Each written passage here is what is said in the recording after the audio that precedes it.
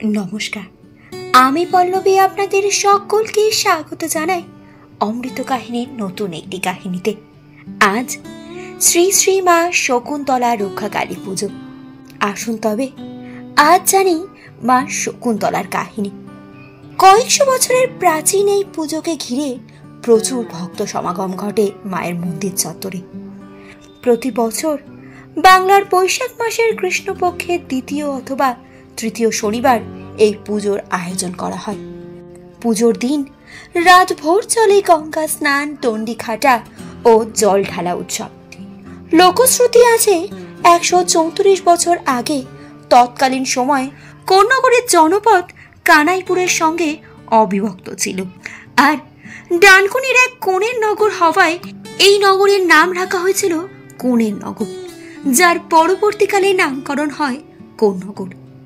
জানা যায় শ্রী চৈতন্যদেব প্রায় ৫৩৪ বছর আগে পানিহাটিতে এসেছিলেন রাঘব পণ্ডিতের টোলে। তখন তিনি গঙ্গা স্নান করে উল্টো দিকে জনপদ দেখতে পান এবং প্রশ্ন করেন, উহা কোন নগর? এর পরেই নাকি কোন নগরের নামকরণ হয়েছিল। তবে এ কথাও লোকমুখে প্রচলিত রয়েছে। আবার সামাজিক মতবাদ রয়েছে, তৎকালীন সময়ে কোন নগরে পুত্র সন্তানের চেয়ে কন্যা সন্তান বেশি জন্মগ্রহণ করত, তাই কোণের নগর থেকেই কোন নগরের নামকরণ হয়েছে। বলা হয় কয়েকশো বছর আগে কোন নগরে তেমন মানুষের বাস ছিল না। ধুধু প্রান্তরে গুটি কয়েক লোক বসবাস করতেন। বাঞ্ছারাম মিত্র লেনে থাকতেন চক্রবর্তী পরিবার, আর সেই পরিবারেরই বর্তমান বংশধর তুষার চক্রবর্তী এবং হিন্দল চক্রবর্তী।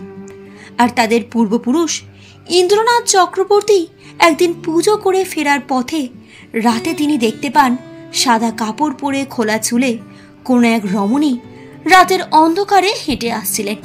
সেই রমণীকে অনুসরণ করেই খানিক দূর আসতেই তিনি দেখতে পান সুন্দরী রমণী এক ভাগাড়ের মধ্যে থাকা অশ্বত্থ গাছের নিচে এসে বিলীন হয়ে যান। সেই দিন রাতে ওই পূজারী দেবীর স্বপ্নাদেশ পান, ভাগাড়ে যে অশ্বত্থ গাছের নিচে শকুনের বাস রয়েছে তার তলায় ঘট স্থাপন করে আমার পুজো কর। আর সেই থেকেই শুরু শকুন্তলা মাতার পুজো। দেবীর কাছে কেউ যদি খোলা মনে কোনো প্রার্থনা করেন, দেবী তা পূরণ করেন, এমনটাই বিশ্বাস করেন স্থানীয় বাসিন্দারা। জানা যায় সে সময় অশ্বত্থ গাছের শকুনের বাসার নিচে হোগলা পাতা ও তাল পাতার মণ্ডপ সাজিয়ে শুরু হয় দেবীর আরাধনা। পরবর্তীকালে দিন দিন বৃদ্ধি পেয়েছে মায়ের মহিমা, আর তার সঙ্গে বৃদ্ধি পেয়েছে পুজো। এই পুজোর অন্যতম এক বৈশিষ্ট্য হলো ছাগ বলি।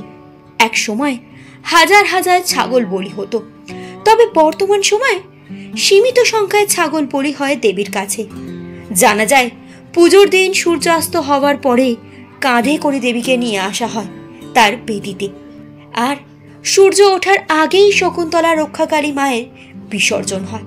তবে শুধুমাত্র কোন্নগর বা হুগলিই নয়, এই পুজোর ব্যাপ্তি সারা পশ্চিমবঙ্গে তো বটেই, সেই সঙ্গে দেশের নানান প্রান্ত থেকে ভক্ত সমাগম ঘটে এখানে।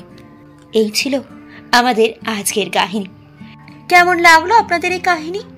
অবশ্যই তা আমাদের কমেন্ট করে জানাবেন।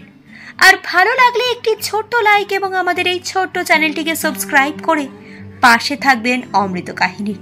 ফিরে আসবো আমরা খুব শীঘ্রই। ততদিন ভালো থাকবেন, সুস্থ থাকবেন, অমৃত কাহিনীর পাশে থাকবেন। নমস্কার, জয় মা।